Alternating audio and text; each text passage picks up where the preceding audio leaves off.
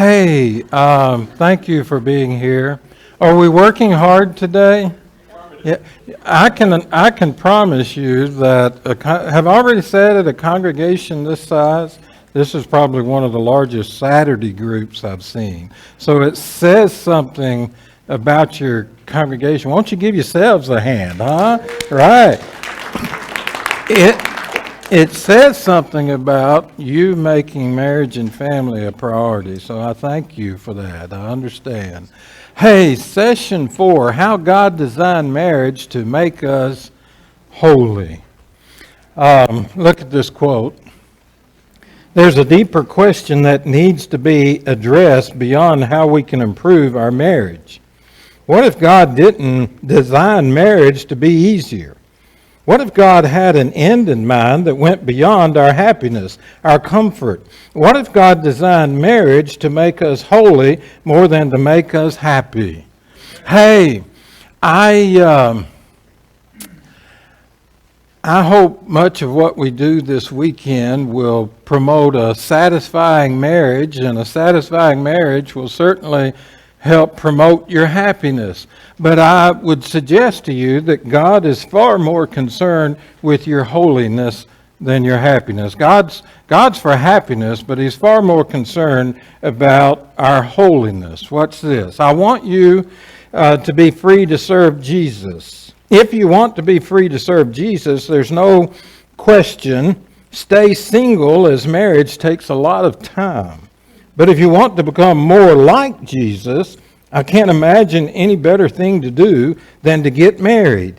Being married forces you to face some character issues you'd never have to face otherwise. Isn't that good? Isn't that true?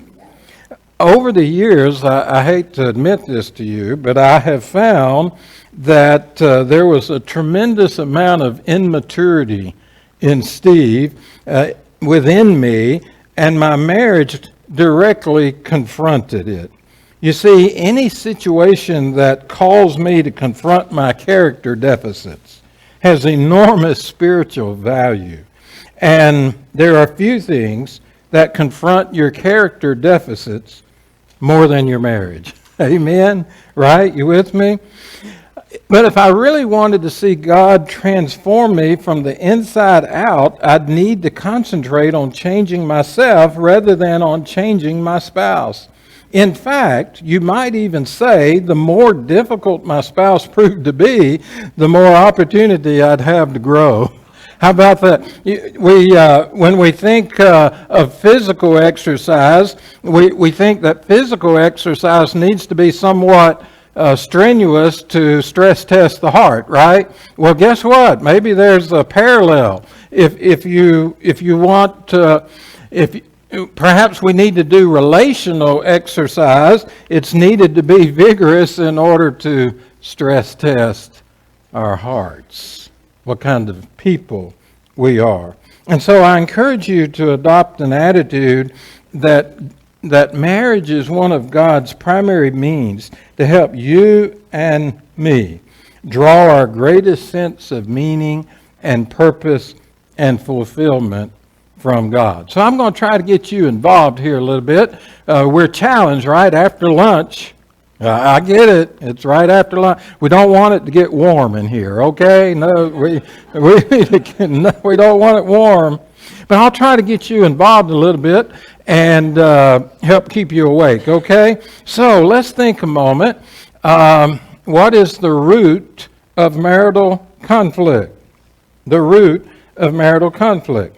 Let's look a little more closely at the idea that God designed marriage to make you holy, at least more so than to make you happy. So I'll get you to help me fill in the blanks.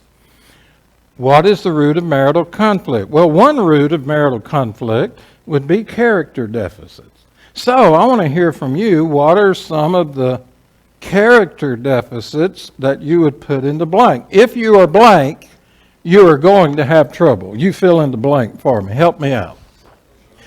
Okay, that's probably top of the list, right? If you have already said it, if you are selfish, you're going to have trouble. Back here. If you are stubborn, you're going to have trouble, right? If you are envious, you're going to have trouble. I like that. You're doing great. Some more?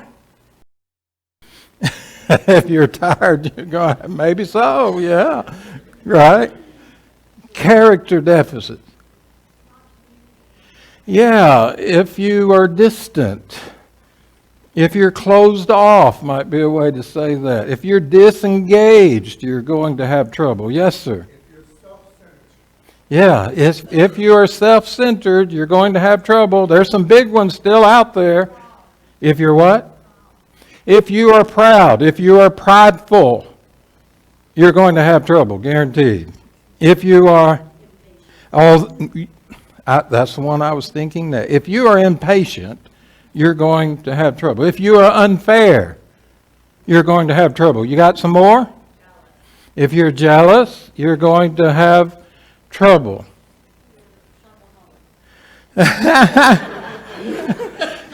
If you are a spender, you may have trouble.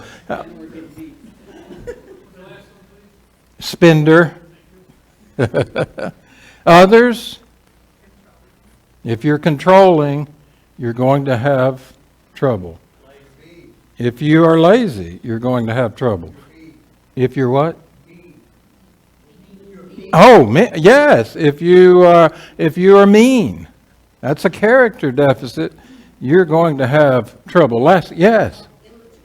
If you're immature, these are character deficits. If you have these, I call these heart issues. These are heart issues, the character. And if you have heart issues that you need to deal with, you're going to have trouble. It's assured. Let me put it this way. I'm going to try to share some things with you on communication and conflict to be helpful to you. But listen to me. There's not anything I can teach you about communication and conflict that will override character deficits. Can't do it. If it's a matter of the heart, look at this scripture. But since there is so much immorality, each man should have his own wife, and each woman her own husband. Well, you and I know what that scripture is talking about. It's actually talking about immorality, such as sexual immorality. But since there is so much immorality, sexual immorality, each man should have his own wife, and each woman her own husband. It's like marriage was a context for dealing with this character deficit. And I would like to say, hey, could we take that scripture and maybe put in some other words? But since there is so much selfishness, each man should have his own wife and each woman her own. Since there's so much pridefulness, each man should have his own wife, each wife her own husband. Since there's so much controlling, each man should have, you get what I'm trying to say to you? I think you could put that in that passage and say, hey, marriage is a context in which character deficits must be addressed. They will come to the forefront, right? Matter of fact, my good friend Dr. Cecil May kind of says it this way. Character deficits will reveal themselves through sin. And sin, watch this, will take you places you never intended to go. Will keep you there longer than you ever intended to stay, and will cost you more than you ever intended to pay. Isn't that good? That's Dr. Cecil May, now 92 years old. Oh, character deficits, sin in your life will take you places you never intended to go, keep you longer than you ever intended to stay, and cost you more than you ever intended to pay. We must confront the character deficits in our lives. They are a root of marital conflict. But there's another root of marital conflict. I call it personal preferences and differences. We are different. I was doing a seminar like this in Kansas City many years ago, a number of years ago, and during the lunch break, like we just had, I found myself sitting across the table from Norma, 94 years old, recently widowed, married, for 58 years. So, being a social scientist, I took the opportunity to do a little research. I'm like, hey, Norma, tell me something about marriage. And here's what she said to me. He had a mind of his own. I had a mind of my own. We fought over our differences, but never came to blows. I'm like, look, I am taking my napkin literally and writing it on the napkin so I wouldn't forget it. And here it is. Norma lives on. He had a mind of his own. I had a mind of my own. We fought over our differences, but never came to blows. Yes, some conflict comes from our character deficits. Some come to we're different people. So after lunch, where we might be getting a little sleepy, let me see if I can get you involved in some other social research, okay? Let me ask you, do you believe opposites attract? All right, maybe so, you think? Opposites attract. So, could I do a little social research here? And let's just put that to the test. So what I'm going to do is I'm going to give you some traits. These are not necessarily good or bad traits. And I'm going to ask you to do something a little unusual. If we were in a big room, I'd have you move from one side of the room to the other. But if you're willing and able, I'm going to simply ask you to stand up or sit down. And one of the things that I find a little bit amusing with this exercise is to just kind of watch couples and see who stands up. And so we're doing some social research. Do opposites attract? Are you different people in some way? So if you're willing to, it might be good to get the blood flowing a little bit here. So I'm going to say it like this. If you tend to be this way, stand up. If you tend to be this way, remain seated. And we'll just see what happens, okay? You ready to do some research? Let's try it. If you are a bit of a talkative person, stand up. If you're more quiet and reserved, sit down. Talkatives, up. Quiets down. Okay, that works. That's perfect. And just kind of look around the room and say, okay, do we have any opposites? I think I'm seeing some opposites. All right, you can sit back now. Let's try another one. If you tend to be a bit of kind of a cautious person, stand up. If you're more of a risk taker, sit down. Cautious up, risk takers down. Okay, just look around the room. Do we have any opposites? I think I see some. Okay, let's try another one. If you are a spender, stand up. If you are a saver, sit down. Spenders up. Spenders up. All right. Okay. I see some opposites. All right, very good. Hey, let me pause on this one a moment. Do you think couples can do this if they're different, like one's a spender and one's not? Yeah. Do you think couples can do this if they're both spenders? That's the thing about money. You can do it either. You can do this over money anytime. All right. We got to do this one. This one is in honor of Mac. If you are very punctual, usually on time, stand up. If you're kind of known for being late, sit down. All right. Thank you, Mac.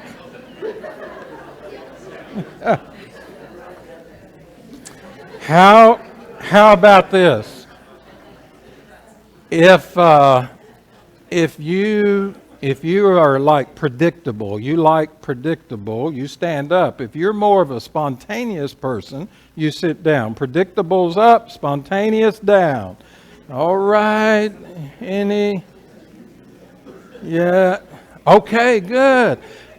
You know, about this time I normally look over at a couple and say, you guys haven't been the same yet. It's like you're just not doing this, right?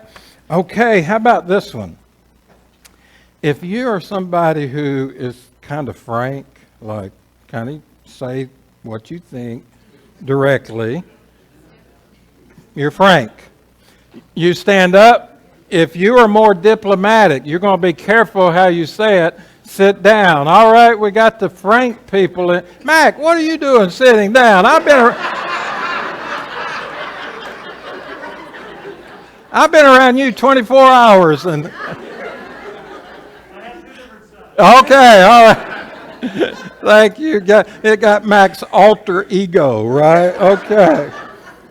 If you like country music, stand up. If you don't like country music, sit down. All right, got some country music people in here. Very good. Let's see if we got. All right, maybe two more. Sit down. Two more. If you are a very organized, kind of structured person, stand up. If you tend to be a bit more unorganized, which is okay, sit down. Organize. All right. Okay, last one. Back by popular demand. If you like a foot rub, stand up. If you don't want anybody touching your feet, sit down. Foot rubs up? Yeah, all right. Okay. Thank you. Hey, thank you. Hey, I should have had this slide. Do you believe opposites attract? Have we done enough research to suggest we're kind of different people, aren't we? Yeah, we're different. Well, we have differences and preferences, right? And so that's an interesting research question, but let me suggest a better question, perhaps, than do you believe opposites attract? The real question is, do you believe opposites attract? What do you think? Well, maybe. Let's chase this a little bit. I want to lead you in another little exercise here. And it's actually important in terms of its meaning and such. All right? So let me see if I want to show my slide here. Yes. Cross your arms. I love the frogs. I just love those frogs. And I want you to cross your arms.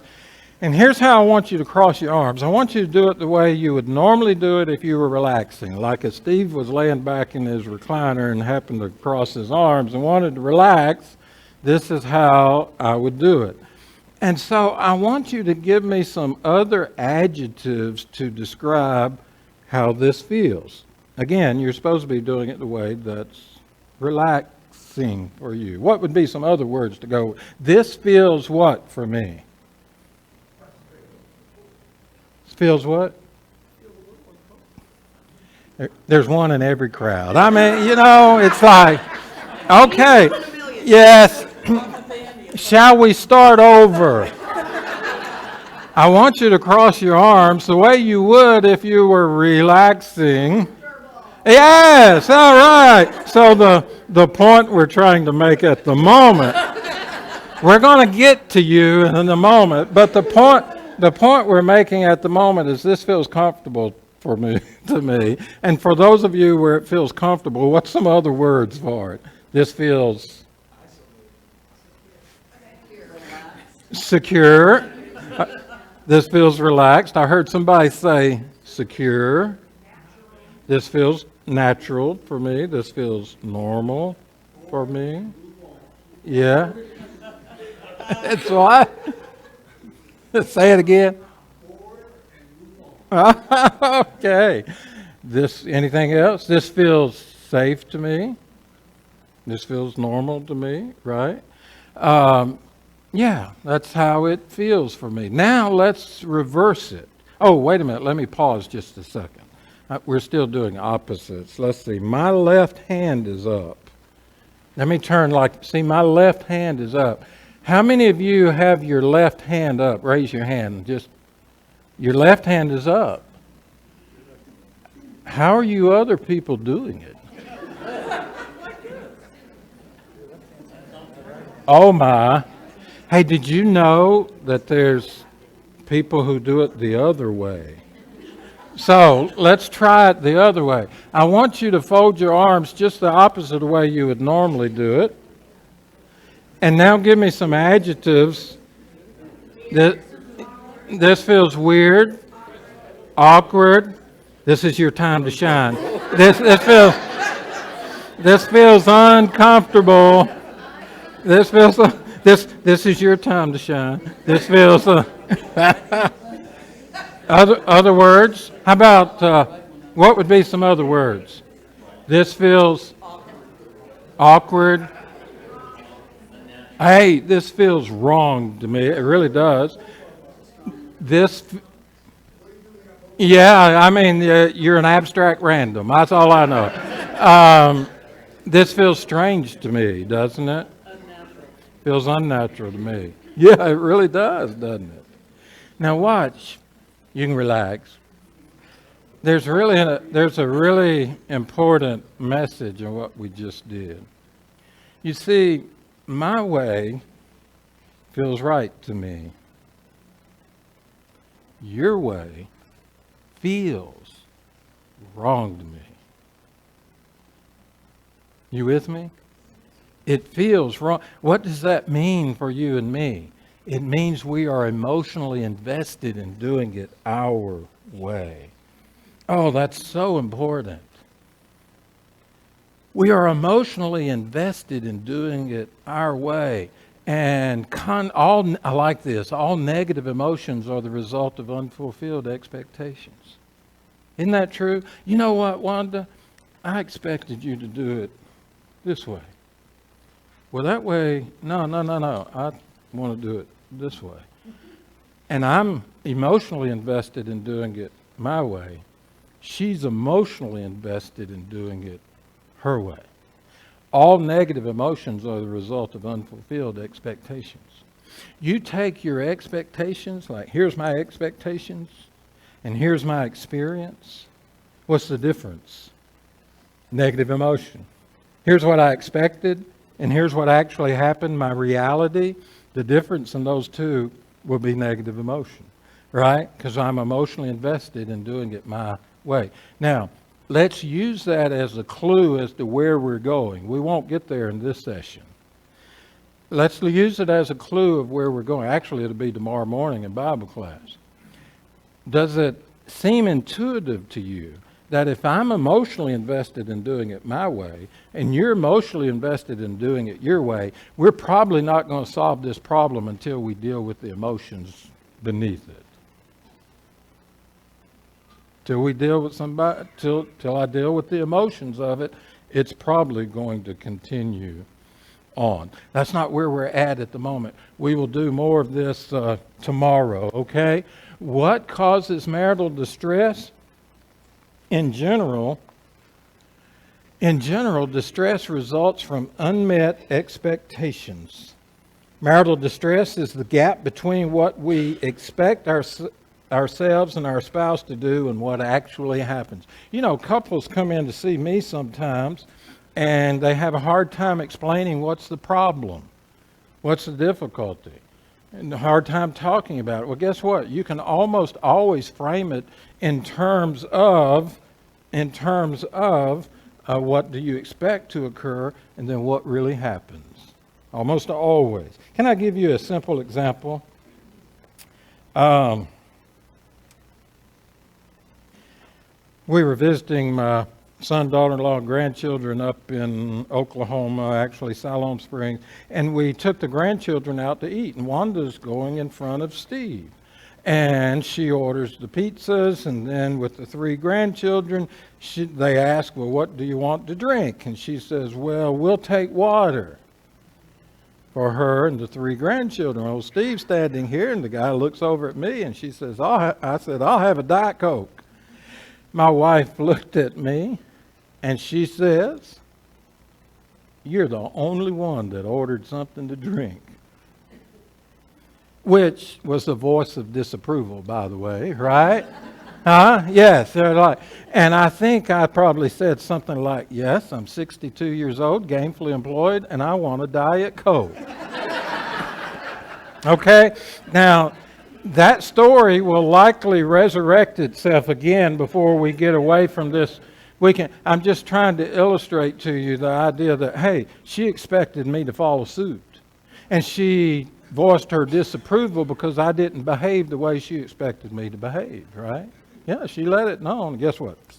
See, there's more to that story when we get back to the house. So don't let me forget to explain the rest of it to you. All right? The bigger the gap between our expectations and our reality, the greater the distress. The result is hurt feelings, criticism, hostility, defensiveness, frustration, irritation, guilt, and unforgiveness. Isn't that true? That's true. So how does God use all of that tension? And we're going to talk about how to resolve conflict in session 5 and 6. But right now, our question is, how does God use all of that to make a holy and righteous people out of us? One of my favorite passages, watch this. But who can endure the day of his coming? And who can stand when he appears? For he is like a refiner's fire and like a fuller's soap. We did this earlier, didn't we? He will sit as a refiner and purifier of silver, and he will purify the sons of Levi and refine them like gold and silver, that he will bring forth offerings in what? Righteousness. And we introduced the idea in our previous session that marriage is God's crucible. It's a place where all of these tensions and conflicts and frustrations and all of that. The crucible was a place of heat, distress, and it was used to purify gold and silver, right? Skim it off the top. And I'm suggesting to you that marriage is God's crucible. It's a place where all that tension, all of that conflict, all of that frustration, if we allow it, God will use us to transform us into a holy and righteous people. Let me see if I can show you how I think that works. All right, I'm going to try to use a real life example here. We're going to try to have a little fun with it, if that's okay. We're going to, the opposites attract. We did that research, right? So we're going to have a little fun with it. Here comes the judge, ends up married with Let It Slide Clyde. So, okay, you with me? Opposites attract. If I were to give you a real life example of what I'm talking about, the here come the judge personality is rather rigid and structured, right? If you're going to do it, you may as well do it right, and I'll be the judge of whether it's right or not. That's kind of the here come the judge personality. Let me give you an example. By the way, these are not good or bads. My brother Jerry is an engineer. I've met a few of those. And he's out here building bridges, and they're measuring things down to the milliliter or whatever. To give you an idea of one part of his personality, there was a time when men's socks had the manufacturer's stamp on one sock. Well, for him, here comes the judge personality, it always went on his right foot. Well, Jerry, why you put that on your right foot? Well, I put it there yesterday. May as well be consistent, right? The one with the stamp goes on the right foot. Worse than that, when I was 19 years old, I was helping him build his home. And he asked me, myself and another guy, to put up insulation in his den. And we did it, we did it right. I mean, we would hold it up, you know how you staple it between the studs and all that, and we went around and it looked so good, it was so neat. My here come the judge, Brother Jerry, comes in, he looks, he said, oh no, this won't do. We're like, what? Look how neat it is. It's all. He says, well, you know how like the paper backing, it has the manufacturer's writing on it. He said, you turn some of those where I can read it, and you turn others where I can't read it. It's upside. I'm like, Jerry, you're going to put up paneling, aren't you? And he says, yeah. I said, well, nobody will know. He said, I'll know. He literally had us rip it out, turn it over, and staple it back in. You with me? Now hear me say he's a good and godly man and a great guy. And before you go thinking ill of him, let me ask you something. Any of you ever had that laser surgery on your eyes? What kind of personality do you want working on you? Here come the judge, or let it slide, Clyde? You know, it's like, I'm here to tell you, if somebody goes a laser on my eyes, I want them to be a here come the judge personality. I don't want somebody that's going to, oh my, you know, right? It's not bad. It's not bad. It's just different. You with me? And then on the other end of things, you got let it slide, Clyde. And my lovely wife, I'll use her example again. We were building a house one time, and when you're building a house, it's pretty important to record the checks properly, that sort of thing, right? And I was a CPA, but she was keeping the house account, so she's writing, and I would take the checkbook, where you record your checks, you know, and then look at it, and I'm like, Wanda, what's this? And I'm like, it's blank.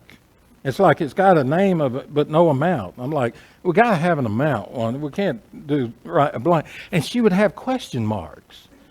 And like, that's not good in a checkbook to have question marks. You know, I'm like, Wanda, come over here. And look, not only question marks, she had arrows. Like, C number, you with me? It's like, let it slide, Clyde. It's close. Are you with me? We are different people, and those differences create tension and conflict in our relationship, and I'm trying to have a little fun with it to demonstrate to you the tensions of opposites, the tensions between our differences and we are emotionally invested in doing it our way, and here's my suggestion to you. I like this chart. I want you to think of Jesus was the one who kind of had life in balance. It said he grew in wisdom, stature, favor with God and man. I used to have a slide for this, but just think of it. He grew in wisdom cognitively. He grew in stature physically. He grew in favor with God spiritually and with man socially. He had all that in balance. And guess what? We get all skewed. We get all kind of skewed one way, this way, that, right? And some of that skewedness plays out in our...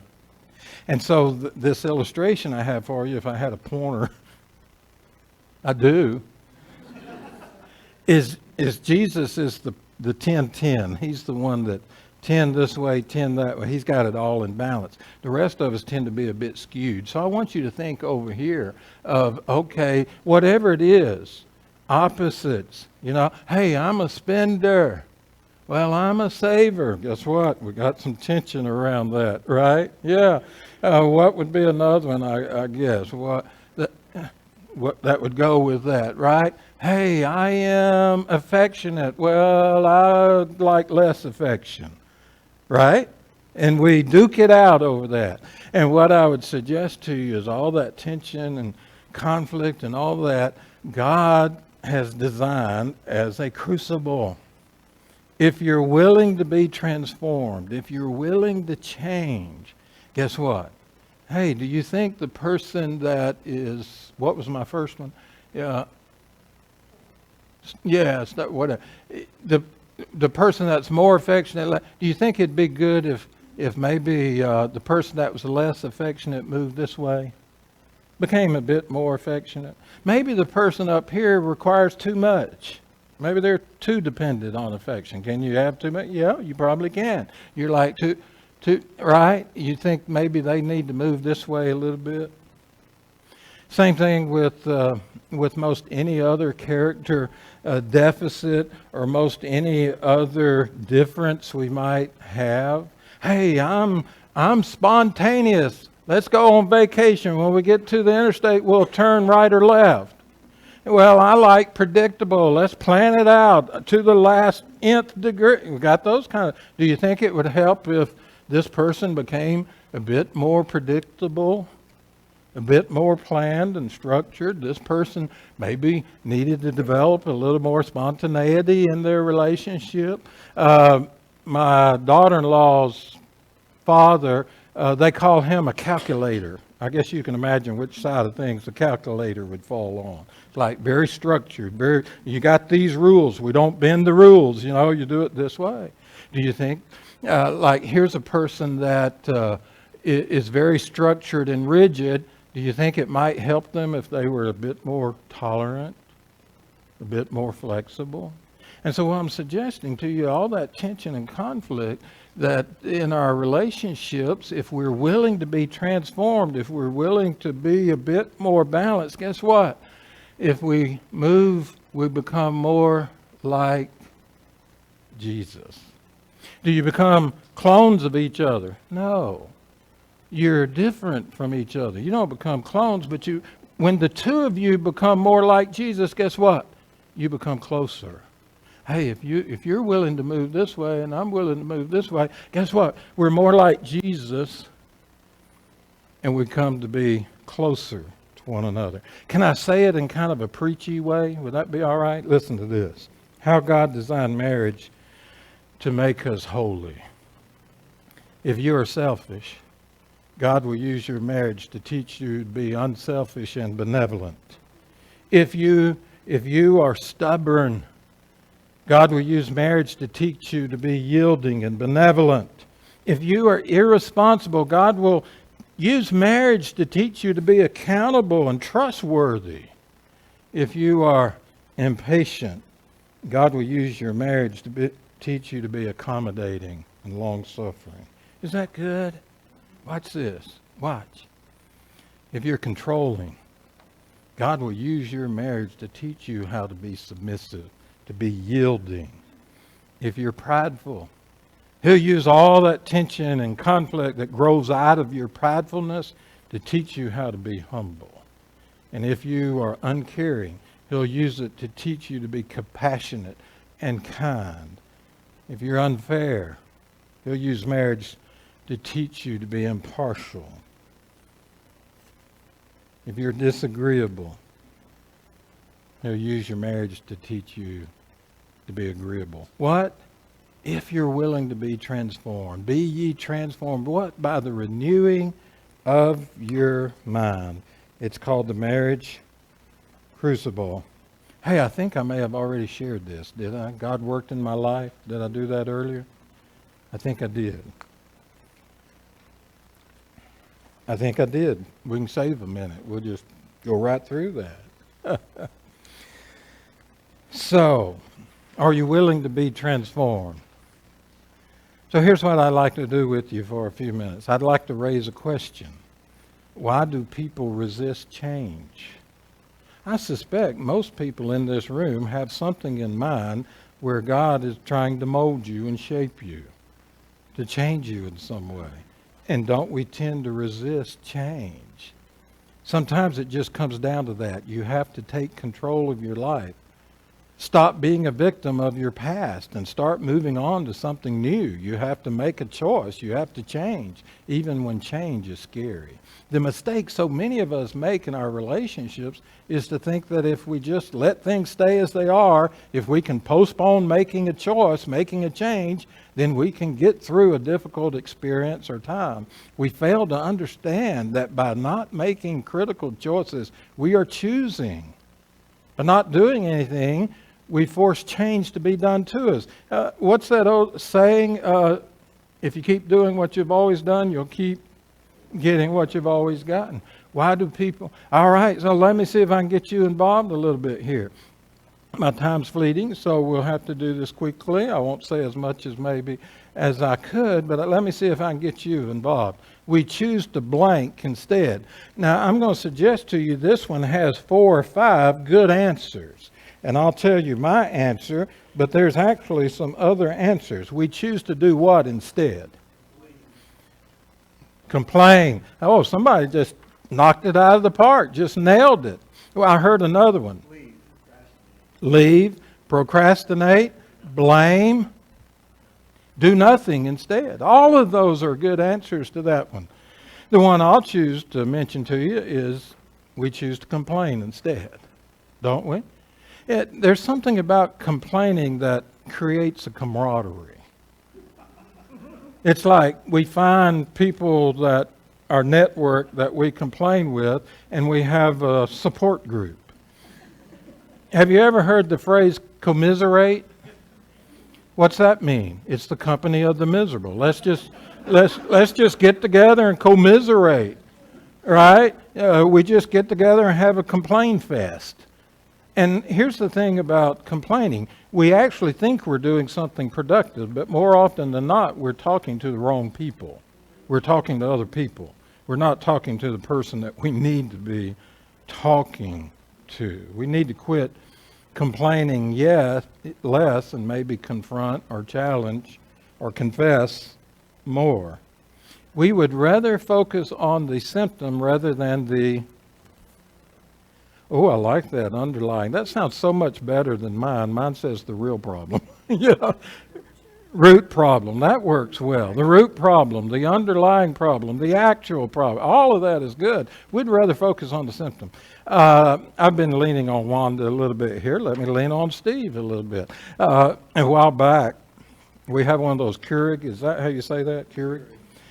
And I get up earlier than her normally, and sometimes leave before she's up. And invariably, when I get up in the morning, that thing is empty. On what? I'll go push the button and say, please. And I'm like, what's the deal with this? So I go fill it up, right? I do, and then lo and behold, I get up next morning and empty. And I literally started to say to my wife, Wanda, why is it that each morning I get up, the Keurig, and I caught myself mid-sentence, and I stopped. I'm like, Wages, what are you doing? It's like, that was the symptom. What was the root problem? The root problem was, Steve, you don't want to serve your wife. That was the deeper issue. It's like, oh, wait a minute. I want you to serve me. I want water to be sitting there waiting for me in the morning, but I don't want to, right, put it in so it's there for you when you... Do you see the problem? Like the real problem was a heart issue. He didn't want to serve. Want her to serve me. Number 4, we would rather be than uncomfortable. We would rather be blank than uncomfortable. Last call, any? Would rather be right than uncomfortable? Would rather in debt than uncomfortable? How about this one? Complacent. We would rather be unhappy than uncomfortable. And that's a pretty powerful one. I think it's true. I think I can prove it to you. I will lean on Steve again. When Wanda and I got married, I was 6'1", 120. Well, I went from 125 to 140, 140 pounds. Guess what? It's been uphill or downhill, either way you want to look at it, ever since, right? How long do you think Steve's been saying to himself, you need to lose about 35 pounds, Bubba? You know, right? We've had that conversation for quite a while. Do you think I'm unhappy being 35 pounds overweight? Yep. Every time I go to the doctor, it's like, hey, you need to, I'm pretty unhappy. We have these conversations all the time. It's like, yes, I'm pretty unhappy with, you know what? I'm uncomfortable getting up at 5 o'clock and going to the gym. Watch this. I'm uncomfortable pushing myself away from the dinner table. They call it comfort food for a reason. I'm a chips and salsa guy. You know, it's like, hey, that's my... Are you with me? I would rather be unhappy than uncomfortable. And change makes us uncomfortable. My students, look, you don't know what it's like being a teacher these days with students walking around with these things. They are addicted to them.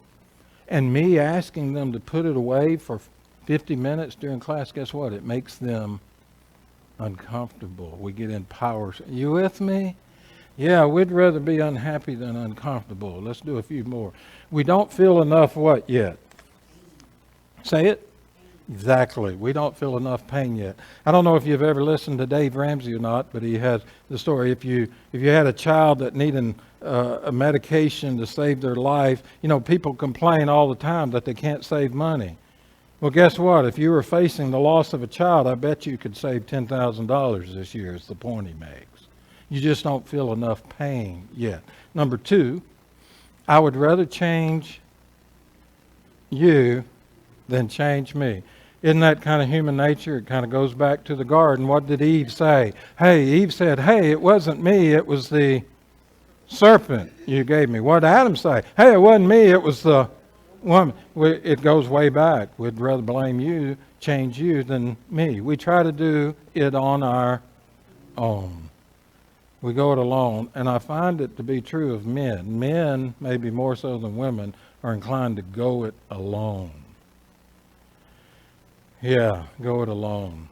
And that's not a good place for us men to be. Just a few more for a bonus. We try to change too much too soon, or too much too fast. We do make a New Year's resolution of 10 items and all. Yeah, too what? Too little, too slow would work, wouldn't it? We don't know exactly what we want. We're not sure what we want. So a little suggestion there is think about where you want to be 3 years, 5 years from now. Is there something about your life that you absolutely would want to be different? You may as well get started now. Your environment is what? Holding you back. Like, hey, if you're around these people, it's holding you back. If you're around these influences, it's holding you back. So let me end by asking you some questions, or let Gary Smalley ask you some questions. Will you choose to stay stuck in a relationship, or will you determine to work through the problem area? Will you choose to hold on to your resentment, or will you choose to face that resentment and find freedom from it? Will you choose to hurt the other person when he or she hurts you? Or will you choose to look beyond the hurt to the deeper problem, possibly in yourself? Will you choose to run when the relationship gets sticky, or will you choose to honor the relationship by facing the problem? Will you choose to look at yourself through a distorted lens, or will you choose to see yourself and your spouse as God sees you? The big question remains in the spotlight. Will you choose to act in ways that hinder or enhance your relationships? The choice you make will affect everything about your life. Amen. All right, let's take our break. Can we come back at 2 o'clock and we'll sprint to the finish line? Sprint to the finish line, 2 o'clock. You're doing good. We're working hard.